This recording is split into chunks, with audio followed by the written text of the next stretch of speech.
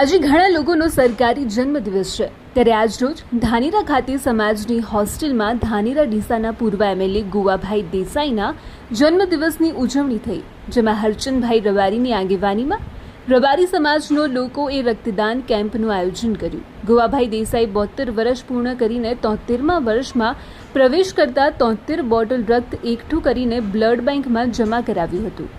રક્તદાન કાર્યક્રમમાં રબારી સમાજના સામાજિક રાજકીય આગેવાનો સાથે ભગવાનદાસ પટેલે હાજરી નોંધાવી। ગુવાભાઈ રબારી સમાજનું મોટું માથું ગણાય છે, જેમની રાજકીય અને સામાજિક લેવલે પણ મોટી પકડ છે।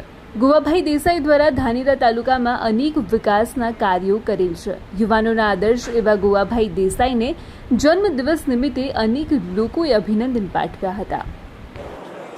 આજે રબારી સમાજના મુખી અને ઉત્તર ગુજરાતના નેતા શ્રીમાન ગુવાભાઈ રબારી સાહેબના જન્મદિવસ નિમિત્તે ધાનેરા ખાતે આજે બ્લડ ડોનેશનનો કાર્યક્રમ કર્યો હતો અને આજે સવારથી માંડીને સારી એવી બોટલો શરૂઆત થઈ છે અને ધાનેરામાં મેં પહેલી આ વખતે શરૂઆત કરી છે।